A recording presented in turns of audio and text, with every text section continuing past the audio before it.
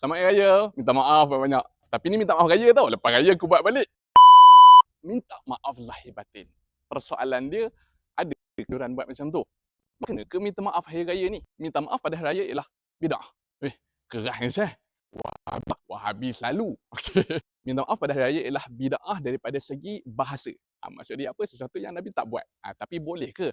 Boleh je lah. Cumanya jangan kita cakap ada anjuran khusus untuk bermaafan pada hari raya. Yang ni kena bagi dalil. Tapi secara umumnya tak ada masalah pun. Ia perkara yang baik. Tapi cumanya satu perkara yang saya nak share, janganlah kita hadkan bermaafan pada hari raya saja.